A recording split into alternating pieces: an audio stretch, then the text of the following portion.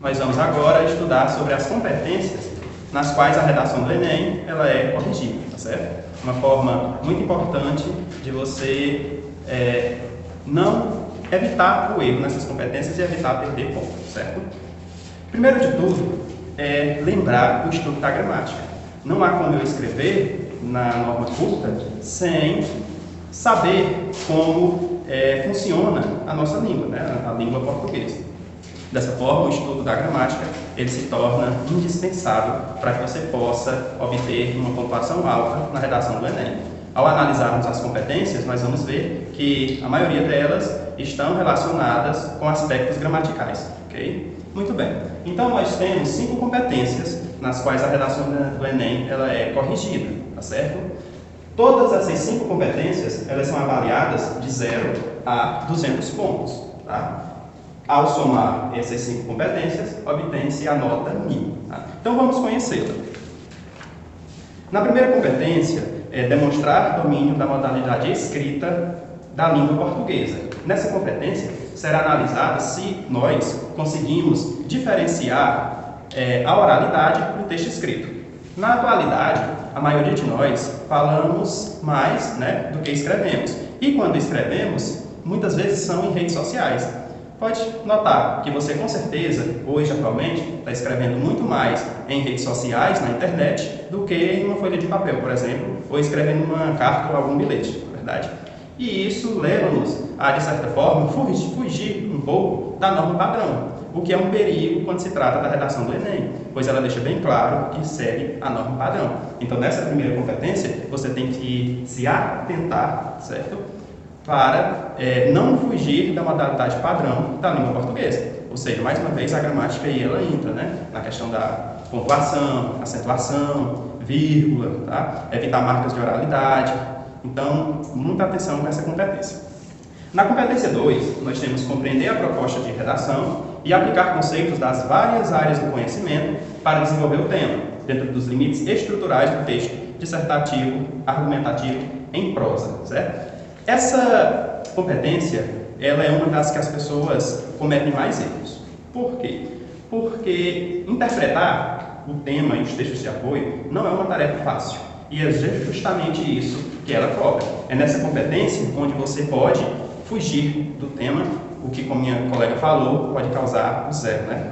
O temido zerar a redação. Então, leia com calma os textos de apoio, circule as palavras-chave, faça um esboço na sua cabeça bem direitinho, para que não haja perigo de você falar uma coisa que não tem nada a ver com o tema, né? Para que você não corra o perigo de você fugir.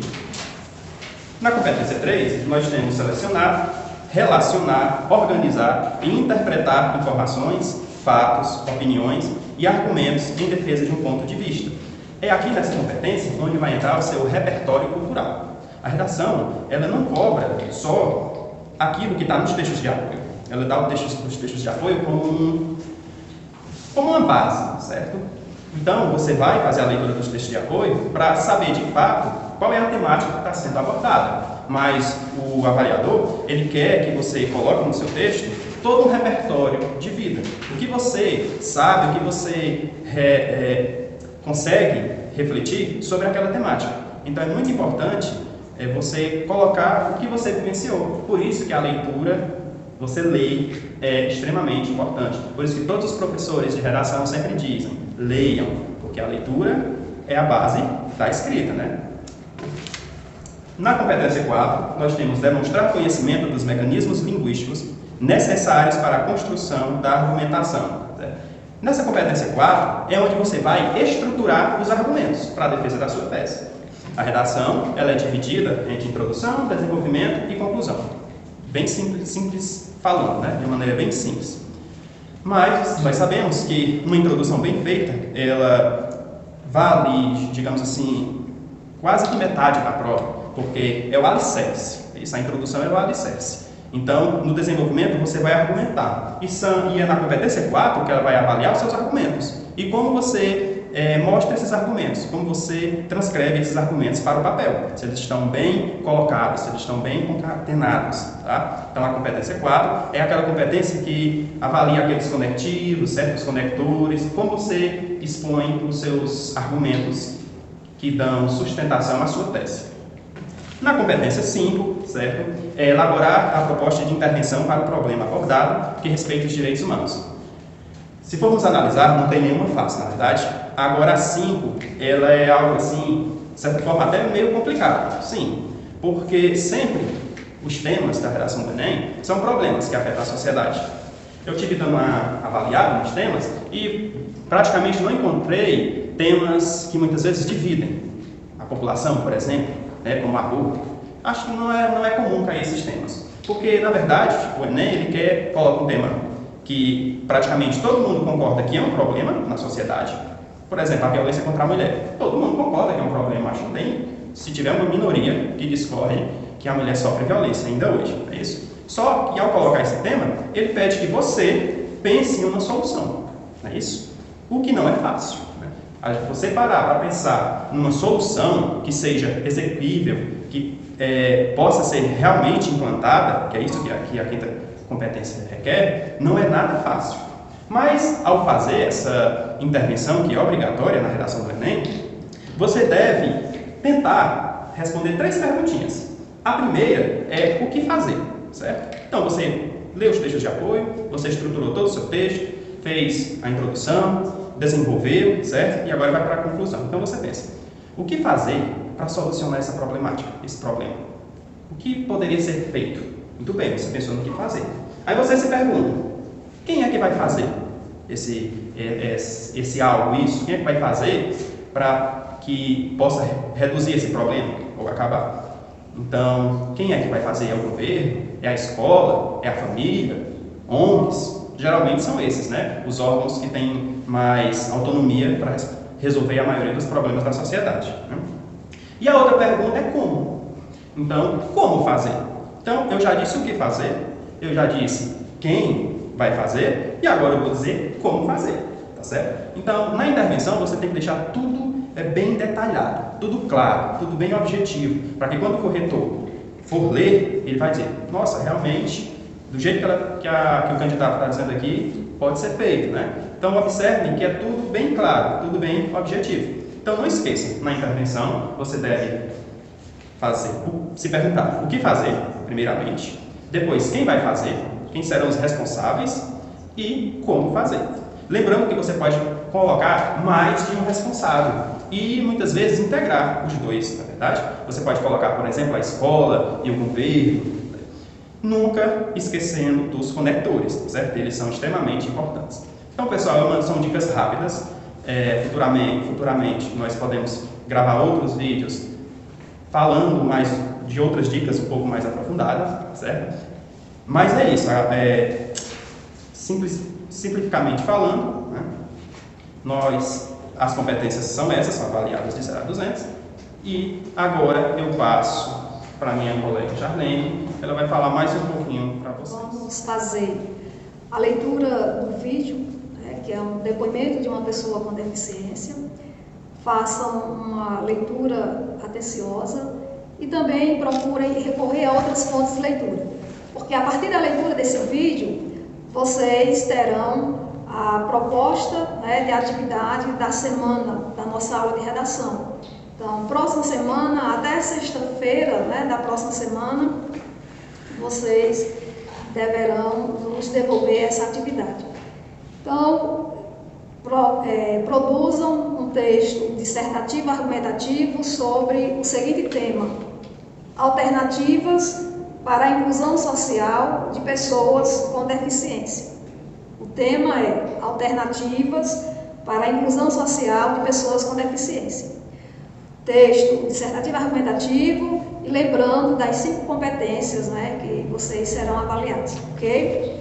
O termo mais correto para caracterizar a pessoa que nasce com alguma deficiência ou que adquire a pessoa com deficiência, porque a pessoa vem antes da sua deficiência. É uma característica, não é uma condição para mim. Eu não sou condicionada a ter alguma coisa. Eu simplesmente tenho. A deficiência é dádiva. Para mim é uma dádiva. Não é algo que me veio por acidente. Não existe acidente. É assim que vem. É assim que está presente no meu corpo. E não é por isso que eu sou uma pessoa mais ou menos evoluída. Mas eu sou uma pessoa como qualquer outra. E a gente está aqui nesse mundo por um motivo. E esse motivo é aprender e ensinar. Aprender consigo e com os outros e ensinar para si e para o outro. Creio que é esse o sentido de estarmos aqui. E se estamos aqui e não aprendemos conosco, de que adianta estarmos aqui? A deficiência não é um mal, é simplesmente uma característica. Qualquer um pode nascer com deficiência ou ficar com alguma deficiência. Tudo bem ou tudo mal vem do que você faz com o que você tem. O que você tem é o que você tem, não importa. Agora, o que você faz com o que você tem é o que vai definir se o que você tem é bom ou se o que você tem é ruim. Eu amo ser deficiente. Eu tenho muita orgulho. E você? Tem orgulho de quem é? Beijo, gente. Agora a gente vai ouvir uma declamação do poema da Viviane Mosé, Receita para Lavar a Palavra Suja. É o nosso professor, coordenador, Paulo Pimentel, quem vai declamar para a gente, ok? Receita para lavar palavra suja. Mergulhar palavra suja em água sanitária. Depois de 2 dias de molho, coará o sol do meio-dia. Algumas palavras, quando alvejadas ao sol, adquirem consistência de certeza. Por exemplo, a palavra vida. Existem outras, e a palavra amor é uma delas, que são muito encardidas pelo uso, o que recomenda esfregar e bater insistentemente na pedra, depois enxaguar em água corrente. São poucas as que resistem a esses cuidados, mas existem aquelas. Dizem que limão e sal tira sujeira difícil, mas nada. Toda tentativa de lavar a piedade foi sempre em vão. Agora, nunca vi palavra tão suja como perda. Perda e morte, na medida em que são alvejadas, soltam um líquido corrosivo, que atende pelo nome de amargura, e é capaz de esvaziar o vigor da língua. O aconselhado, nesse caso, é mantê-las sempre de molho, em um amaciante de boa qualidade. Agora, se o que você quer é somente aliviar as palavras do uso diário, pode usar simplesmente sabão em pó e máquina de lavar. O perigo, neste caso, é misturar palavras que mancham, no contato uma com as outras. Culpa, por exemplo. A culpa mancha tudo que encontra e deve ser sempre alvejada sozinha. Outra mistura pouco aconselhada é amizade e desejo, já que desejo, sendo uma palavra intensa, quase agressiva, pode, o que não é inevitável, esgarçar a força delicada da palavra amizade. Já a palavra força cai bem em qualquer mistura. Outro cuidado importante é não lavar demais as palavras, sobre o risco de perderem o sentido. A sujeirinha cotidiana, quando não é excessiva, produz uma oleosidade que dá vigor aos sons. Muito importante na arte de lavar palavras é saber reconhecer uma palavra limpa. Conviva com a palavra durante alguns dias. Deixe que se misturem seus gestos, que passeie pela expressão dos seus sentidos. À noite, permita que se deite, não ao seu lado, mas sobre seu corpo. Enquanto você dorme, a palavra plantada em sua carne prolifera em toda sua possibilidade. Se puder suportar essa convivência, até não mais perceber a presença dela, então você tem uma palavra limpa. Uma palavra limpa é uma palavra possível. Viviane Mosé. Belíssimo poema da Viviane Mosé, carregado de significados. Esse texto nos diz tanto que eu prefiro deixar que cada um de vocês faça sua reflexão e tente identificar quais são as palavras que estão tão impregnadas na sua comunicação diária que necessitam de uma boa lavagem. A gente deve higienizar não somente as mãos, o corpo como um todo, mas também nossos pensamentos, a nossa mente, o nosso coração. E como diz a Viviane Mosé, é importante na arte de lavar palavras saber reconhecer a palavra limpa, que é uma palavra possível.